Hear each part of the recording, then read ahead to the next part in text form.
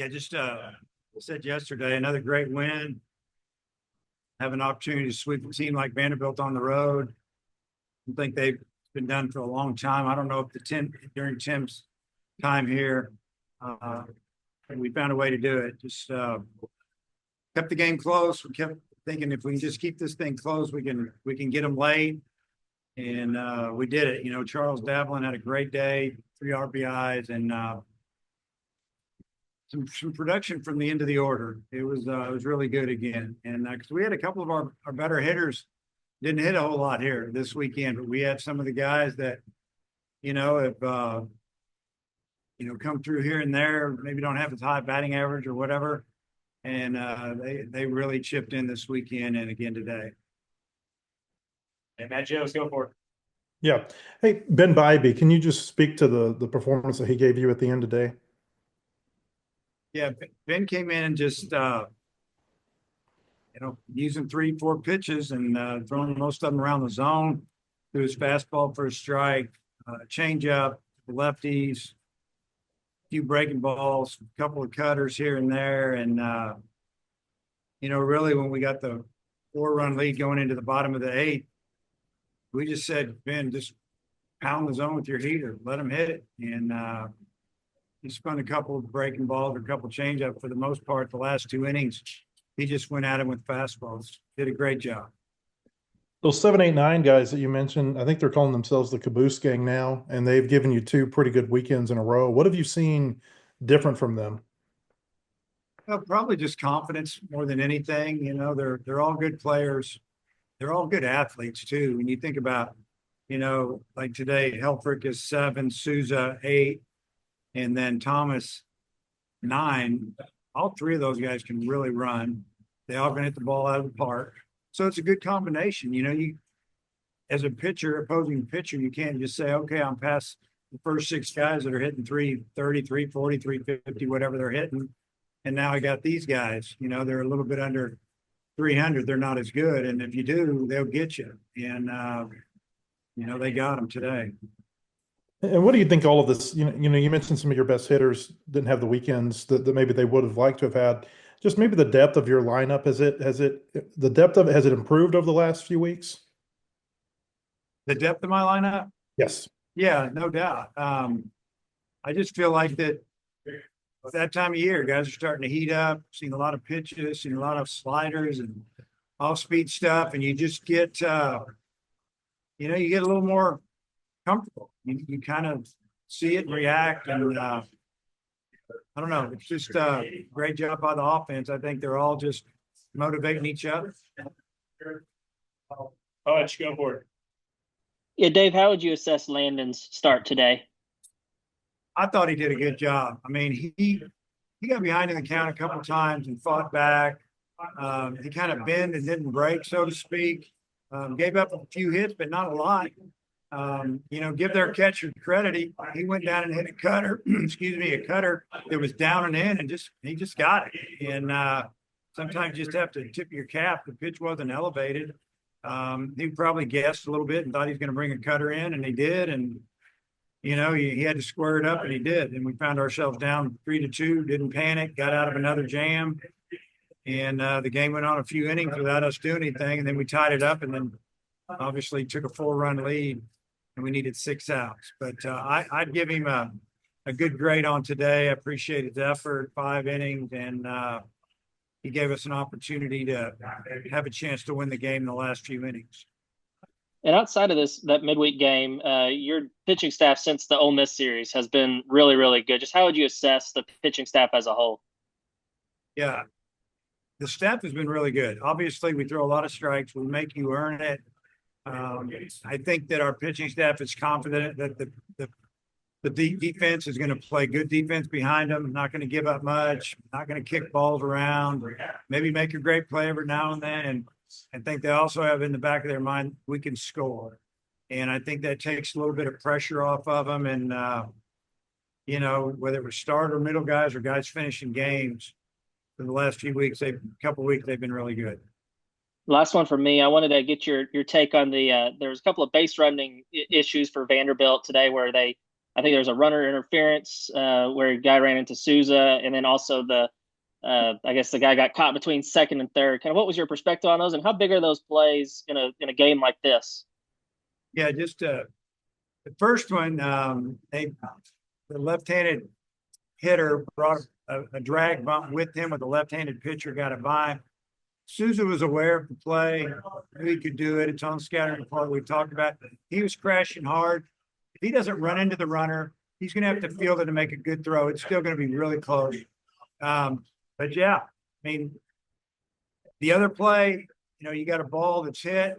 The runner at first is, goes around second, goes around third. I don't know exactly what happened. All I know is the batter runner had his head down when he went around second. So I don't know if the third base coach was bringing the runner at third, and then as the last second threw up, the stop sign, and by then the batter runner had put his head down and didn't look. We call it look, touch, look. You look before you hit the bag, you touch the bag, and you look again just to see if there's been a change, and there was a change. So, how much did it affect the game? I think it affected the game a lot. I think that play affected the game. It probably for sure cost them one run.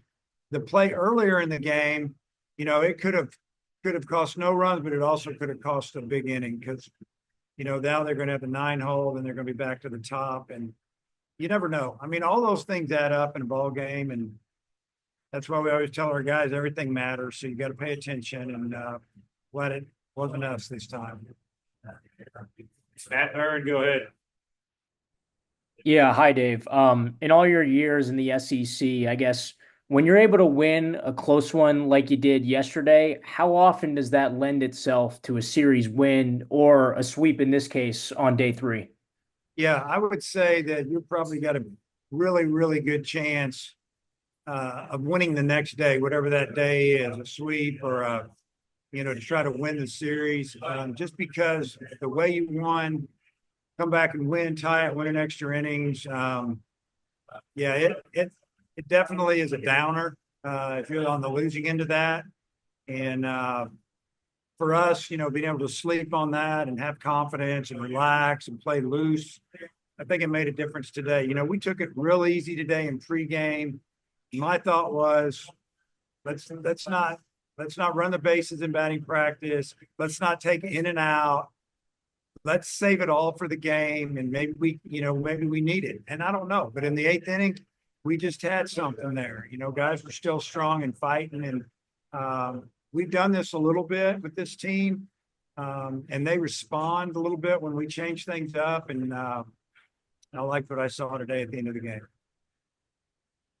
Yeah, and then it did get close there in the 8th. You guys are down to your last 6 outs. What does it say about your offense that you strike out 10 times against their starter, but you're just able to muscle it out? Yeah, and that's what I was talking about earlier with our pitchers, just keeping it close, giving us a chance until we can either break through on him. I mean, he gave up the 2-run homer, he shook it off, and he just kept striking us out. His stuff is not overpowering. He's just really deceptive. I mean, you look at his numbers coming in, nobody's really hit him. But our pitchers gave our offense a chance to kind of heat up a little bit, or maybe put together that big inning. And so our offense, they don't ever really feel like they're out of the game, honestly. And that's a good feeling. And then last one for me. You guys are able to get this done without the use of Parker, obviously, who's listed as out today. What's sort of the update on him? Yeah, just, cramping up a little bit in his back. We're going to get that looked at again tomorrow and try to get it figured out. And, had him up ready to go yesterday, and then he tightened up again. And so we said, we're not pitching him today. Not even going to, thinking we're going to pitch him, because mentally we didn't want to think we were going to pitch him and then not be able to use him, because that's what went on yesterday. Thank you. Daniel, go ahead.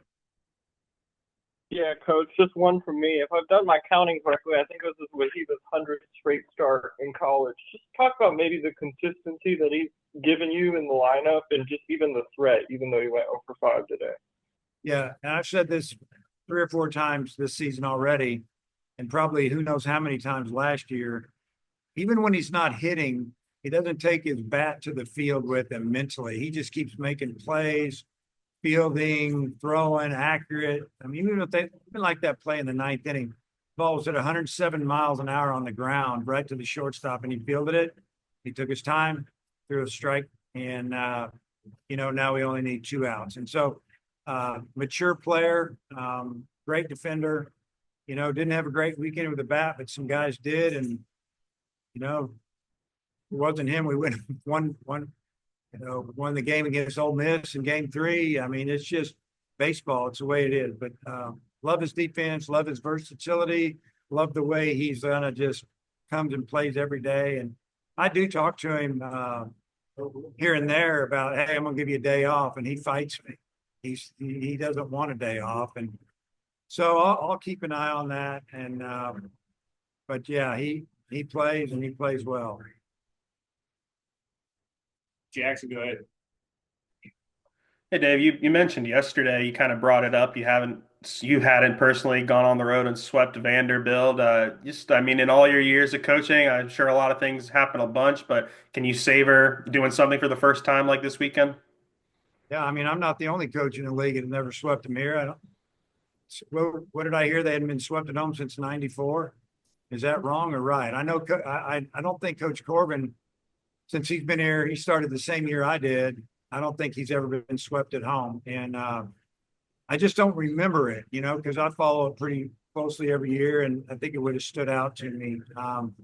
Yeah, I mean, I don't say I savor it. I just appreciate the effort from the players, and it was a really good win. Sweeps are hard to get. It doesn't matter if you're playing the best team in the league or the team with the worst record.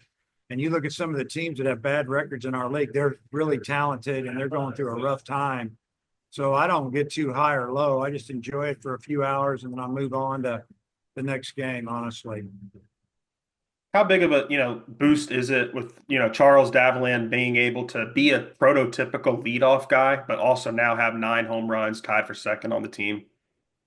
Yeah, when your leadoff guy is a really good on base guy, but he also can hit the ball out of the park or hit the ball over your head and hit some doubles, it's a weapon. And if he lays off some borderline pitches and he gets ahead in the count, you got to give in and bring something in there he can handle.